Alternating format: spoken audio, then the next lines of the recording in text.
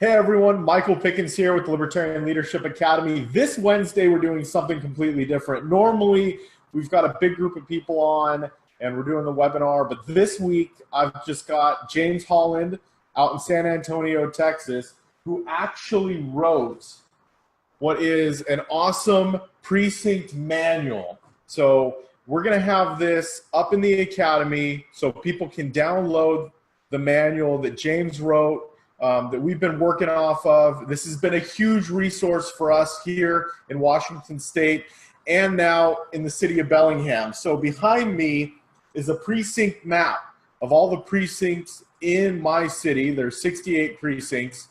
And James, you're out in San Antonio, and how many precincts do you have out there? 714 precincts in San Antonio. 714 precincts. So this is going to be a great training for those of you, whether you live in large cities or you live in a smaller city. This is going to be great for anyone like that. So what is a precinct? Precinct is a subdivision of a county, which basically is a level of how many people that they can get into a voting booth area. So a precinct is where you go to vote on election day. And Okay. The precinct area is the area around it. So when I think of precinct, I think of neighborhood, right? So the precinct that I live in covers my neighborhood right here and about maybe a quarter of a mile west of me, right? There's about 400 houses in my precinct. Yeah, so most precincts are a neighborhood or two, and sometimes maybe there's an apartment complex that's thrown in there. Lots of times precincts, I talk about 714 precincts, probably about 100 of them have 0 voters in them. Oh, wow. So they can also be precincts of 5 people, of 100 people, and there's other times there's 2,000 voters in a precinct. So the sizes vary, but more or less it's the size of one person can probably cover with their activism, whereas a city is too large for one person to cover. Definitely. That's what I love about the whole precinct structure that you had set up in the manual that really got me thinking about, hey, maybe we should focus smaller, right? For me to effectively run a county organization would take a lot of work, having to reach out to everyone in an entire county. But if I can just commit to taking the 400 houses in my area, and I did this with Gary Johnson for the campaign last year, is, we put up yard signs and rack cards just in my precinct, right? And that was easy for me to do. It took about 4 hours for me to put stuff up on every house, right? And that's something that the average person can do. So new volunteers coming on board, getting them commit to something small, like just covering your neighborhood. Most people would be okay with that. Yeah, most people can do that, depending on the size of the precinct, of course. But for the most part, even if you have an enormous precinct, you can cover probably a third or a quarter of it. Definitely. So it is a doable level for an individual. And I had the same issue. When I joined the Libertarian Party back in 2002, I wanted to get involved and do something, but they said, well, you can kind of help organize this, and that was too big for me. But they would have said, here's precinct, here's a whole bunch of door hangers, start knocking on doors, and that's something that I could do. And so that's always been important to me, finding something that a new person can do that's not too daunting. Definitely. So with Larry Sharp's campaign that we're working on, and some other campaigns in the past, we're doing a precinct strategy, ground game precinct strategy. So we've got the online training, right? And this is going to be included in that, and why it's important to focus on the precinct level. But new volunteers coming on board that live in New York are going to get a precinct kit. They're going to get rack cards, enough rack cards to hang those up, rubber bands, the holster, right? They're going to get some yard signs for those people in their precinct that they find that are going to be supportive of the campaign. You get a yard sign, and you get a yard sign, and you get a yard sign, right? So we're using that on that campaign because in the past, back in 2014, 2015, and last year in 2016, Libertarians have won precincts. If they focus small, instead of spreading the resources out, if they just gear their focus to a couple of precincts, unless they have the resources for every precinct, But libertarians have won precincts against Republicans and Democrats because they focus small. So what would you say would be another reason why they should focus small? The main reason is it's something that you can handle on your own. And yes, the results are big. You can't win a campaign or race without winning at least one precinct. So if you think you're just going to be able to lose every single precinct but somehow come out ahead in the election, it's not going to happen. And having that face-to-face time, one of the big reasons is they've done research on this, and talking to someone face-to-face is a far more effective way to contact people than sending out direct mail or even a phone call or sending an email. Those you can send out an email to 1,000 people and you might get 0 responses from that. But they found out that if you talk to a person one-on-one, you're going to have a 1 in 15 or a 1 in 20 chance of getting that vote, getting that person to go out to vote. So it just works better. And if you don't have the funding of a Republican millionaire or a Democrat millionaire candidate, the only way you're going to win is by getting that face time from you and from your volunteers talking to their neighbors. And every campaign I've seen that's been successful has been doing the block walking and getting that face time with people. Yeah. A Facebook campaign won't do it by itself. Same here. The 5 local campaigns that we've helped win and all the other campaigns that got record vote totals, I told all of them, just shake more hands than your opponent. You want to win your election, shake more hands. Smile, make friends. That's how we win elections. So I love your strategy. Go ahead and continue on with what you have laid out. Well, the first thing I was going to talk about is, one, why it's important. We've gone over that a little bit. And it's about building an infrastructure for the party. It's imagine you're a candidate and you want to win your election. What is one thing that's really going to help you out? And if we had Libertarian said, I have 714 precincts covered. If we had 100 precinct organizers in San Antonio that were libertarians, and that candidate could go to those precinct organizers and give them information, ask them to go block walking for them, that's an automatic boost to their campaign. Whereas if he had to go block walking at every one of those 100 precincts himself, there's no way he'd be able to do it on his own. Yeah. So having that infrastructure of, precinct organizing, but also funding, you need to have those people that are ready to back the candidates, because doing it on their own is just too difficult. We found that in the past. Unless it's a smaller campaign, they may be able to handle it on their own. Sure. Also, you talked about the bamboo analogy, and this is great for the bamboo analogy, where you have those roots going in there for 5 years. Well, what happens with those roots? You have one big taproot going down.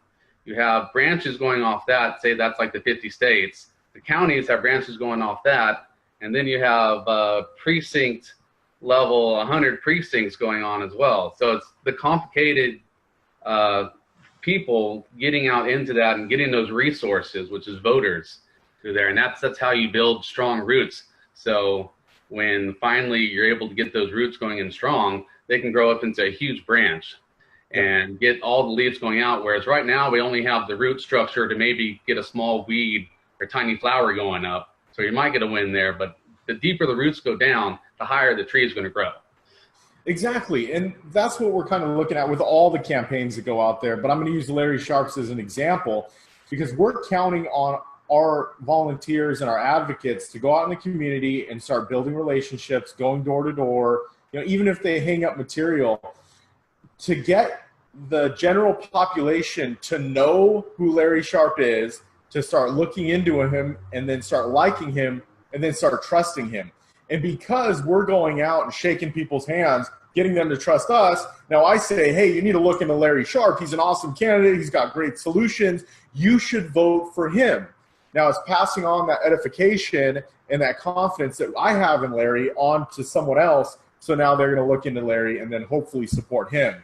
And then that'll hopefully just continue to roll and continue to build. Right. And then after Larry Sharp's campaign, if you keep on working in your precinct, the next candidate comes along, he doesn't have to build up the infrastructure on his own like Larry Sharp's able to do. He already has that infrastructure ready to go. You just plop a new person in place, you go block walking for him or her, you can get the next candidate elected as well. Whereas if you just have a one-shot candidate, and Larry Sharp's great, he is fantastic, but he can't run for every single office that's there, and he may be off running for who knows what, or he may be done after a couple of years, and you need to still have that infrastructure in place for the next person to run, the next person to run for governor, the next person to run for county judge we have down here, or mayor, or whatever else. So that's where that infrastructure comes in. That's why it's important. It's not just for, and Larry Sharp was the first person to admit this as far as I know, it's not just about him. It's about all the other small candidates that he's helping by his campaign to build this infrastructure so it's ready for them to go when they run. Yeah, and that's, really what we're doing with the campaign is recruiting more candidates at the local level, supporting more candidates. Yesterday, Larry was just at a fundraiser for a city council candidate. Building up that infrastructure at the ground level with this campaign, but it's not the end all be all, right? It's just the beginning. It's just planting those seeds, for a long-term vision, short-term goals.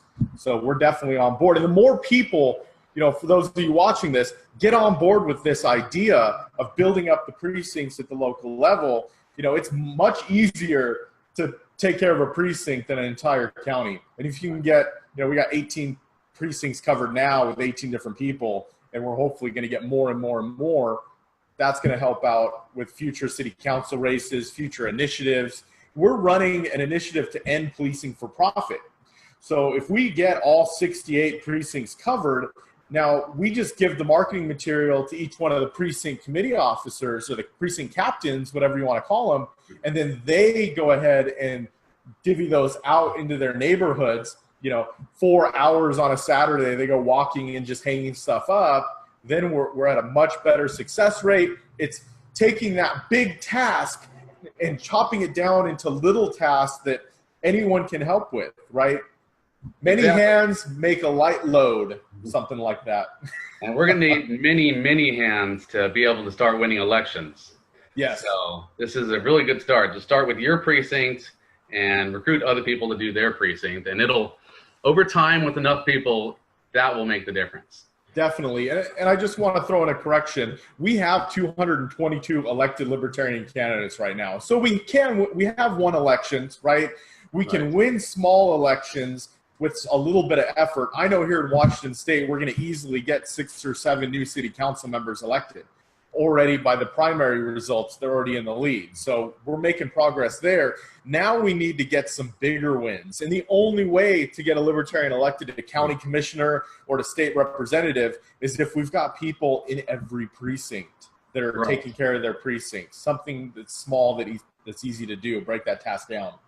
It's these big wins that we really need. Especially in areas like San Antonio, 700 precincts. Right. That is a huge task. So this is where it starts, and it's not easy. It's not the silver bullet. It's not the golden gun. But with time and effort, it's a surefire way to raise those votes, and it'll work for every election you do. It'll get more votes for that, and slowly over time, people will start realizing Libertarians can be winners. More than just the small elections, and it'll make the difference. So that's why this is important, because this is the game changer. Even though it's not an easy one, it's not a silver bullet, but this is a game changer. Definitely. All right, so the next thing I want to talk to, the next topic is just the beginning part, is preparations. So first thing when you decide to be a precinct captain or precinct organizer, you need to do some basic research. And probably the most important research to do is vote history. Mm-hmm. Now, I only know how things work in Bexar County. I'd like to hear from more people about how things work in other states and other precincts and counties. But we have a really nice thing in Bexar County where you just go to elections department, their websites, and they have a election results section. You just go through there and you do the total report, and it'll go every single precinct, all 714 precincts. It'll have for each campaign, each election candidate, it'll have who voted in each precinct. So you can go and find your precinct in the list and figure out exactly how they voted in each election. And I've gone through that. And in my precinct, I found out that for Senate, we had 35 people vote for Libertarians for the senator in Texas. That was 2014. For President Obama in 2012, we had 21 Libertarians. And Gary Johnson in 2016, we had 59 people vote for Libertarians. So somewhere between 20 and 60 is the number of Libertarians we have in my precinct. I have no idea where any of them are.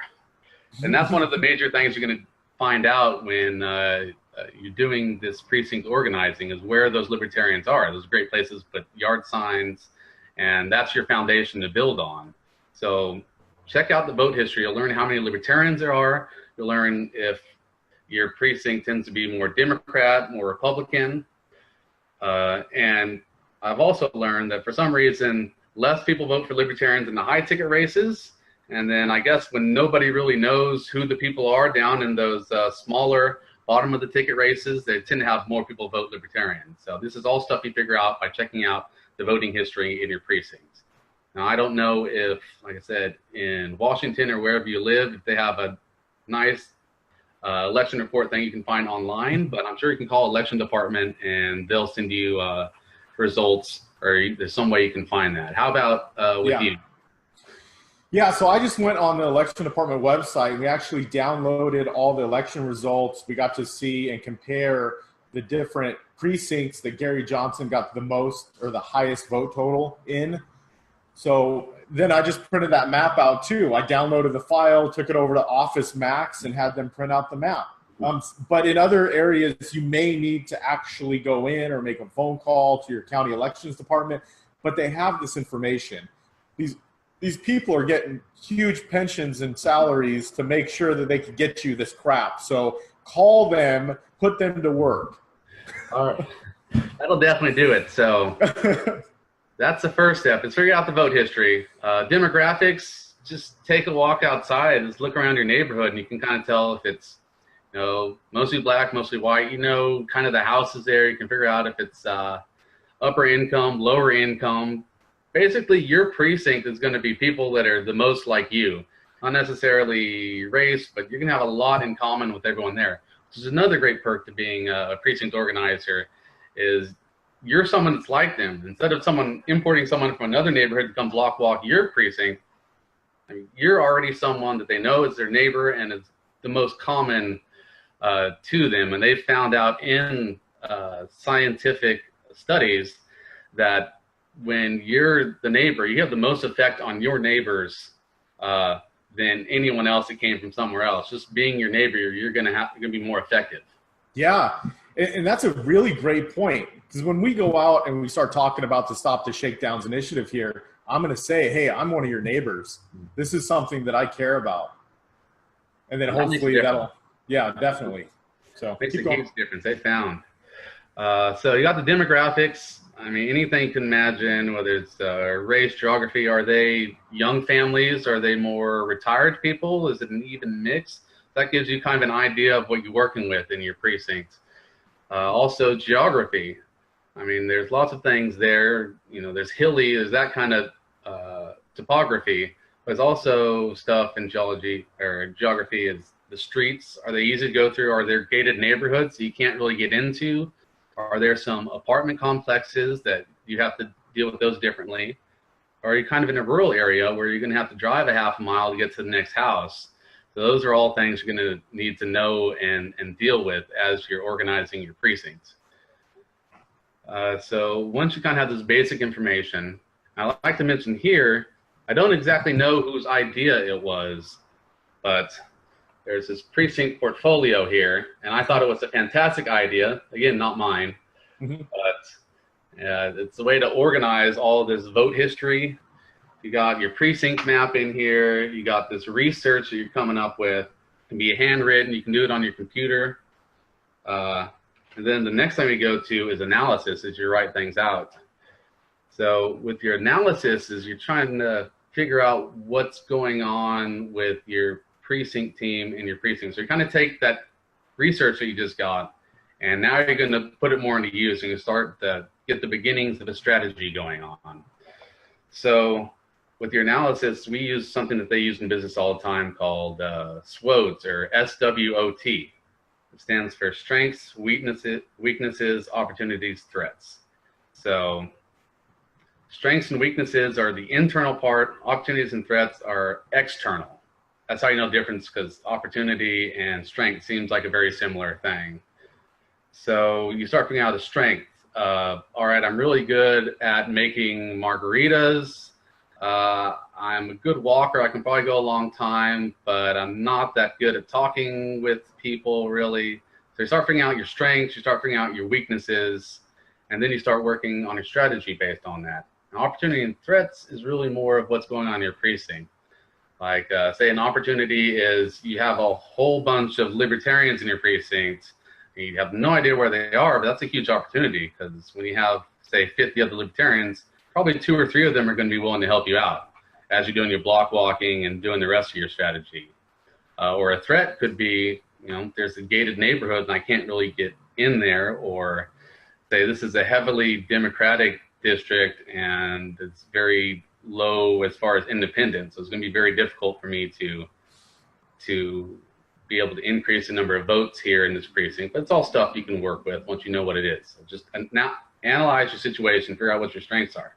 So even if your strength is a margarita, is a really good margarita, you can have a margarita cocktail party, and they may not want to vote for your candidates for any other reason than this guy who makes a mean margarita invited me to his house and introduced me to this guy. And of course, alcohol also is a social lubricant going. So there's lots of positive things as far as sales and alcohol are concerned as well. So that mean margarita or great barbecue may be a huge strength that you can take into account and use to your advantage. Oh, definitely, man. Yeah, we've got a cannabis farm.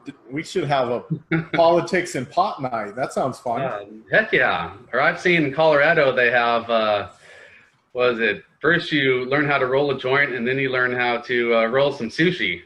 One of those events is maybe a fundraiser. Yeah.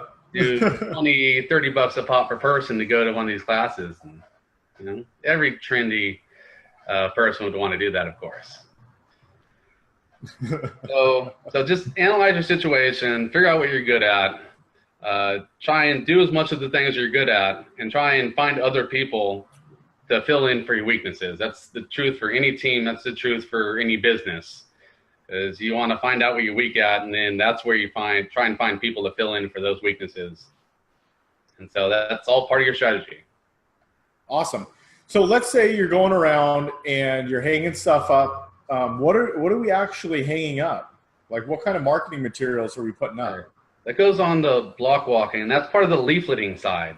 Mm-hmm. So in the past, what I've done is I usually start off just about everywhere. You can find a door hanger, which is just kind of like a cardboard leaflet with a hole that you can usually put on a door hanger. So it just hangs there instead of having to necessarily put it under a doormat or anything. So I've been usually using those, and usually they have the world's smallest political quiz. That's generally when I hit a new precinct, that's what I drop off first, because people haven't ever seen that. When I did that in the precinct I used to live in, I immediately, just doing that and nothing else, I doubled the amount of votes of the people in my precinct that time. It's like they'd never heard of the Libertarian Party before that. Wow. Yeah, there's a lot of people. I've gone door to door a lot, and most people have no idea what we stand for, or they have a skewed vision of what we stand for. Oh, you're like Ron Paul or Rand Paul or whatever, right? So we get to go and shake their hands, and a lot of people have never met a libertarian in person for the first time. So like, oh, yeah, you look normal. Yeah, you're not a crazy person. Speak for yourself. No. You're pretty normal looking, James. I'm relatively normal. You're a normie.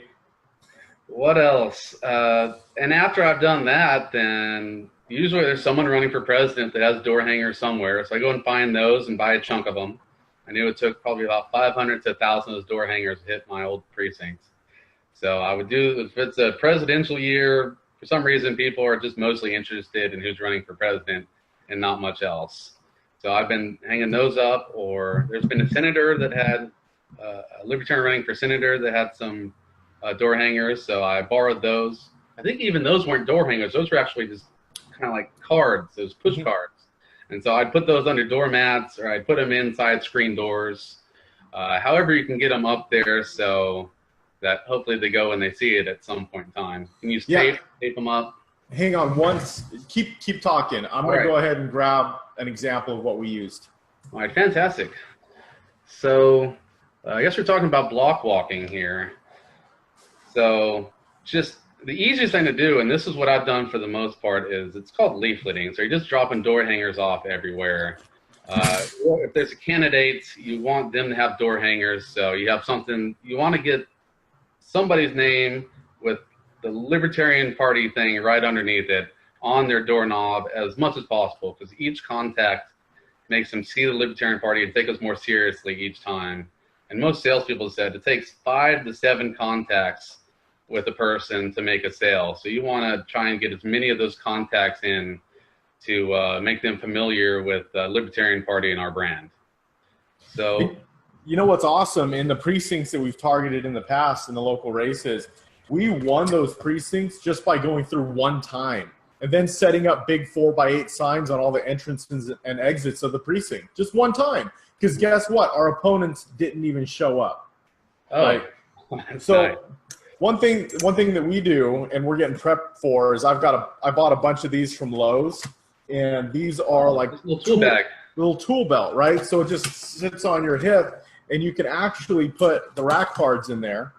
And then we've hole punched the rack cards, and we've got, bags of rubber bands where you can actually just run the rubber band through, put it in a loop, and you can hang it on doorknob, on a mailbox, on whatever, right? And it's cool because you could pretty much hang it on whatever you need to, right? You could put it out. There's like the little side doorknobs that kind of go there, and those are always a pain hanging stuff on, or they're too thick somewhere. Yeah, those rubber bands work a lot better than sometimes I have to roll door hangers up to get them to work, and that would work on pretty much everything. Yeah, so you've seen the rack cards with the hole for the door hanger, right? Those are such a pain in the ass because you go to hang them up and they'll rip or they'll fall off because the wind blows them, and you don't get this space. Now you lose all that space for content, right? You lose all that space. So now you just hole punch the top and you're good to go. You can just hang those up wherever. You don't lose that space, and there it is. And you can use these to hand out. It doesn't look stupid. Handing out a door hanger with that kind of, doesn't make a lot of sense. So anyways. Probably cheaper to get from the printers when they don't have to deal with the hole and everything. It's much cheaper, I would think. Yeah, it's actually cheaper to go this route.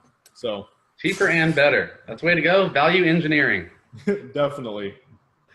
So, of course, leafleting is one way to do block walking. And what they found in the scientific research is the more personal contact, the more effective it is. For example, if you go block walking and you do the leafleting right there, they found about every 150 or so houses that you do, you're going to get one more person voting. So that's about how effective it is, 150. Of course, if no one else is running in your situation, it might have been much better than that in that particular situation. However, if you do door knocking, it takes a lot more time. That personal contact, they found, increases the efficiency, the effectiveness to 1 in 20 or 1 in 15. So even though it's slower, it's that person-to-person talking contact makes a huge difference. So if you can do that, if you're willing to talk to people more, then that's probably the way to go, especially if you have the time. It will take probably about 10 times as long to get through a precinct that way. So I highly recommend that if you have the leaflets, if you have the time, do the door knocking and do the talking to people. Half of the time you'll spend 30 seconds there and no one will show up to the door. There's gone. You go to the next house and keep on going. Yep, you just get it done. You just hustle through it. You understand that some people are going to answer, some people aren't. Some people are going to be dicks. Some people are going to be super friendly and happy, right? It's just part of the process, and to not get your emotions involved with it. It's a numbers game. We're going out there to find people who kind of agree with us, right? If we go out there and we find someone who doesn't, that's okay. We just keep moving. Next, right? So there's something that I remind myself that I say when I'm going out there. It's SW, SW, SW, SW, right? Some will, some won't. So what? Someone is waiting. Someone's waiting to hear our message. Someone out there is waiting to actually take action and get off of Facebook and make a positive difference out in their communities. Like, this is going to be awesome running this local initiative. I've seen it in campaigns. People are like, I actually support this candidate. I actually support Gary Johnson. I actually support whoever, right? Insert name here. So this is a strategy. This is the way to go. This is how we win elections. All right, that brings me to our next point. The next thing you do on your block walking, and I admittedly have not done this yet myself. In fact, when it cools down in Texas in maybe a month or two, or a month and a half or so, I'm going to start doing this myself, which is what I call the voter ID survey. And this requires actual door knocking as you go block walking. And your number one goal in doing this is to find the other libertarians in your area. And you're going to go door by door, talking to people, actually writing down the addresses as you're going. You're going to give them a brief survey to figure out how they vote, more or less, if they're willing to tell you. So let's say you go to a door, the basic gist of the voter ID is going to be, you can ask them how many people here are registered to vote, maybe your first question. And of course, you start with the spiel, say, I'm from the Libertarian Party, I'm doing a voter ID survey. I was wondering if I could ask you a few questions. They go, oh, shoot, no problem. Or they say, I really don't have time for this. Then you hand them a leaflet and say, thank you very much for your time, you go to the next door. So if they're willing to answer some questions, you go, all right, how many people are here registered to vote? And then you ask them, is there a political party that you favor over the others? And so they'll tell you, you know, Libertarian, Green, Democrat, Republican, and you can write that down. Now, even if they say Libertarian, then that's what you're going for. You're trying to find those other 30 or 40 or 50 libertarians that are in your precinct. So that's your number one goal. So if they're libertarians, say, all right, could I please get your contact information, your name, and you put down the address since you're at their address. And you got someone that's a potential a volunteer for you. You can say, are you willing to put up a yard sign? Are you willing to possibly go block walking with me? And you're trying to get the information from them there. So, all right, you found libertarian, you know exactly what to do with them. You recruit them into your effort. Now, let's say they say Republican or Democrat or something else. In that case, you would ask them, you try to get follow-up questions, figure out if maybe they're libertarian leaning. You say, well, have you ever voted for a libertarian candidate before? And if they say, yes, when there's no one else running and there's a Democrat running and I'm a Republican, yes, I vote for libertarian. It's like, well, then you got yourself a libertarian leaner right there. You put them in the leaning libertarian column. And so you might want to invite them out to candidate events, or might want to give them a phone call. Let's say you normally get 2% vote for libertarians in your precinct, and that person has more of a 20% chance to vote libertarian. Well, you want to make sure they vote. So when you do your get out the vote efforts, you're going to want to possibly reach out to them to go and vote, because they're going to increase your percentages just by having a higher percent chance to vote for your candidates.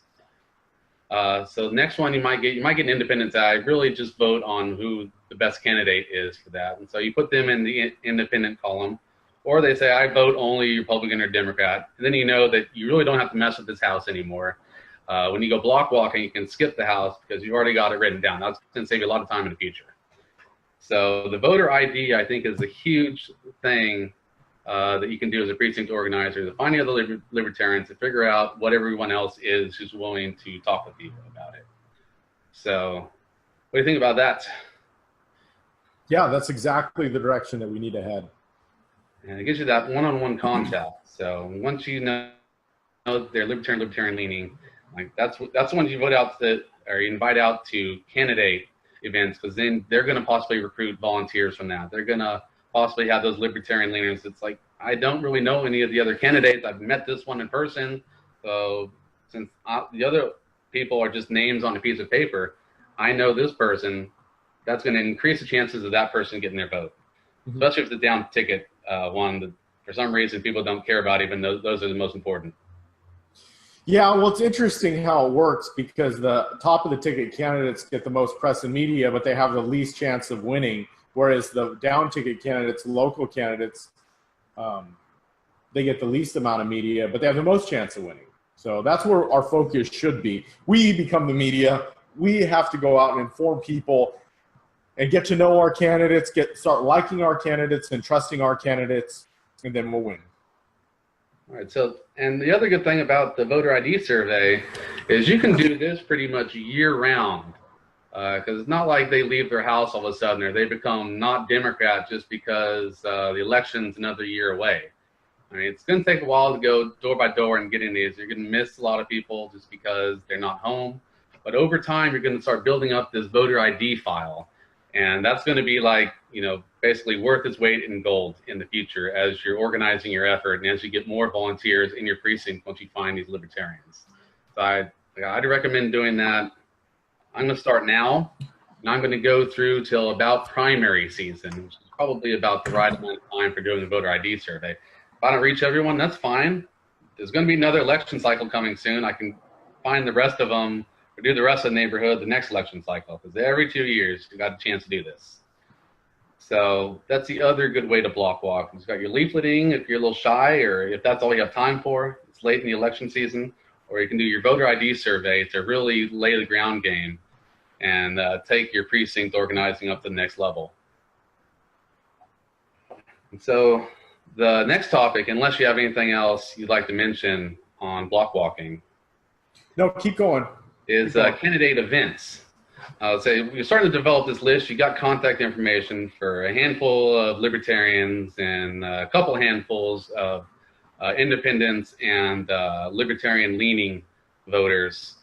You're going to have candidates that are running for office. They're either going to be running for statewide office. Hopefully, you're going to have multiple people running for local office that their jurisdictions in your precinct. And so one really thing you can do, and this is standard campaign practice, is host they call them candidate coffees or tea events. So say about 3 o'clock on a Saturday or Sunday, you invite people over to your house to have, you know, coffee, and then the candidate talks to them and tries to convince them to vote for him, answers questions, shakes their hands. And so instead of them having to go block walking on each door, you can bring the voters to them in one event. It saves that candidate huge amounts of time by doing that. As libertarians, you could have a candidate forum where you have multiple candidates showing up there, so it saves everyone that much more time, whereas you're providing value for the voters in your precinct, because instead of having to come over for each candidate, they can see a chunk of candidates all at once in just 1 hour of their time. So it provides value to the candidates. It provides value to the voters as well by getting them to meet someone in their neighborhood where they can pretty much walk to the house and having them talk to them there. So that's a huge part of campaigning, that you can increase things. And of course, when you invite libertarians over, you want the candidate's going to try and recruit them to be volunteers and donors. So of course, they're going to be making a donate or volunteer pitch to them to do block walking or whatever work they need on their campaign. But you're also going to want to invite over libertarian-leaning people and the independents, because they just want to vote for the best candidate, or they're willing to be swayed on that election. And, you know, like I said, the other candidates are just names on a piece of paper, whereas they can meet these candidates. That increases the probability of, if they're willing to show up to these things, that they're going to vote for your guy. So your vote totals are going to go up huge if you have 10 different precincts that they can do these candidate events at. The vote total is going to go up. Awesome. And so, and you can get creative with this. You can do the candidate coffee. That's a standard way to do it at 3 o'clock. Or you can do other events, which maybe you can do a fundraiser with libertarians or the independents in your precinct, where maybe they come over for $10. You cook some barbecue, they get food, and say all the proceeds go to the candidate, whereas the host can either be reimbursed for the food, or heck, they can donate the food to the campaign. You can have a cocktail party. You can do all sorts of different ways to do a fundraiser. You know, $20 a person. You know, you can drink as much wine and beer as you can put in your stomach for a couple hours. And so you can do all kinds of different events to get the candidates and the voters to talk to each other. James, that's dangerous, man. That may be a challenge to some people. Oh yeah. Oh. Drink as much as you can in 2 hours. Ready, go. Oh God, that's a lawsuit disaster. But Okay, so you've got this manual, and we're going to go ahead and shoot it out in an email. I'm going to share this video on Facebook for those of you watching. Is there any contact info you'd like to share, or anything else you'd like to share before we wrap this up? Contact information for me, actually, you can direct email me. And my email is jamesmholland1@gmail.com. So that's James, and M for Michael, Holland, Holland, and just number 1 at the end because the other stuff was already taken. And then at Gmail. You can email me there. I'm on Facebook. Instant message me as well. We can become friends because I'd like to learn more from you because I'm in a precinct in a state that doesn't do voter registration. So it's probably much different for people that are in registration states where you register as a libertarian. It's some other things you can do there. So I'd love to hear from you and hear about all the different ways this can be done and how the things you've already done, so I can put that into the book that I'll eventually be writing that's based on the manual that is going to be provided for free.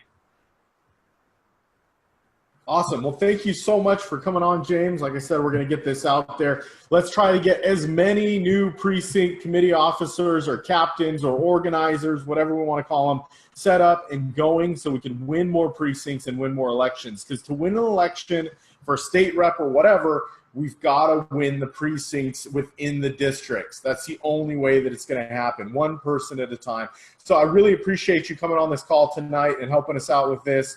I know there's going to be a ton of people that get a ton of great content and information and are able to just shoot forward like I did because of your help. So thank you. Fantastic. Thank you, Michael. Yep.